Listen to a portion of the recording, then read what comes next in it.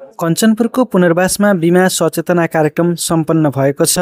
सूर्यज्योति life insurance शाखा पुनर्वासले पुनर्वास 4 मा बिमा सचेतना कार्यक्रम गरेको हो। कार्यक्रममा विशेष गरी पुनर्वास 4 भित्र बसोबास गर्ने कक्षा 11 र 12 पास गरेका र हाल अध्ययनरत युवा युवती तथा स्थानीयको उपस्थिति रहेको थियो। कार्यक्रममा जीवन बिमाको महत्त्व र यसका विभिन्न पक्षहरूको बारेमा व्यापक छलफल गरिएको थियो।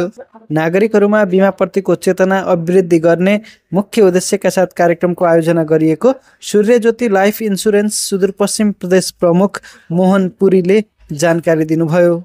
जीवन बिमा अझै पनि धेरै आम नागरिकलाई चाहिँ बिमा के हो, बिमा गर्दा के फाइदा हुन्छ, यसको महत्त्व के छ, किन गर्ने भन्ने कुराहरू चाहिँ अझै पनि जनमानसमा शिक्षाको चेतना नपुगेको अवस्था रहेको हुनाले यसलाई एउटा चाहिँ सचेतना जागरुक ल्याउनको लागि चाहिँ एउटा अभियान हामी थालेका छौँ। यो अभियानमा हामी पहिलो कुरा चाहिँ सूचित गर्न चाहन्छौँ र मान्छेले जीवन बिमाको आवश्यकता महसुस गर्नुपर्छ। साँच्चैकै एउटा चाहिँ मान्छेलाई आर्थिक रूपमा सम्पन्न बनाउने हो भने यो देशले, यो देशका नागरिकलाई सम्पन्न बनाउनको लागि, सक्षम बनाउनको लागि स्थानीय निकायदेखि नै त्यो खालको एउटा चाहिँ अभियान हामी चाहिँ बनाउन सक्यौँ। हरेक नगरपालिका, पालिका, वडा होइन। कार्यक्रममा बोल्दै पुनर्वास 4 का वडा अध्यक्ष मनोज जैसीले बिमा क्षेत्रमा जनचेतनाको अभावका कारण धेरै मानिसहरू अझै पनि जीवन बिमाको आवश्यकताबारे अनभिज्ञ रहेको बताउनुभयो। सोही कारण इन्सुरेन्ससँगको समन्वयमा कार्यक्रम सञ्चालन गरी स्थानीय स्तरमा बिमाको पहुँच र प्रभावकारिता बढाउने उद्देश्य लिएको उहाँले बताउनुभयो। सूर्यज्योति लाइफ इन्सुरेन्सको सहयोगमा हामीले 11-12 लगायत स्वेच्छाले आउनुभएका सबैजनालाई बिमा सचेतना कार्यक्रम गरेका थियौँ।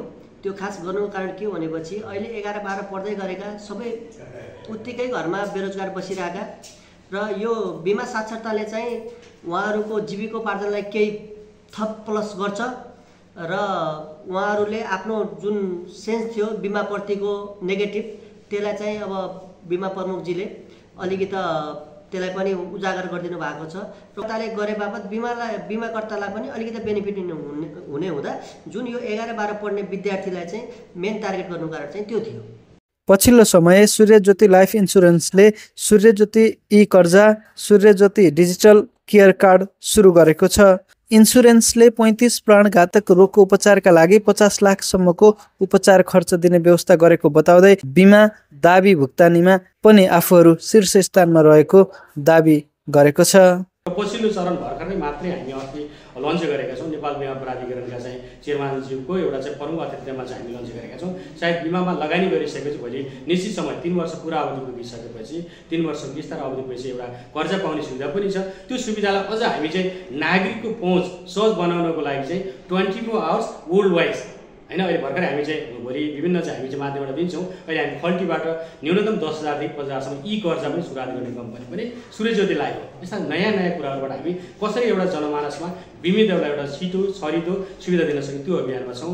कार्यक्रममा सहभागीहरूले बिमा के हो, यसको आवश्यकता किन पर्छ, बिमाले भविष्यमा कसरी आर्थिक सुरक्षा प्रदान गर्छ भन्ने लगायतका विषयमा छलफल गरेका थिए। सूर्यज्योति लाइफ इन्सुरेन्स कम्पनी लिमिटेड नेपालको एक अग्रणी जीवन बिमा कम्पनी मध्येको एक हो, जसले देशका विभिन्न स्थानमा जीवन बिमा सेवा विस्तार गर्दै आएको छ। कम्पनीले नियमित रूपमा बिमा सचेतना तथा ग्राहक सेवा अभिवृद्धि कार्यक्रम सञ्चालन गर्दै आइरहेको छ।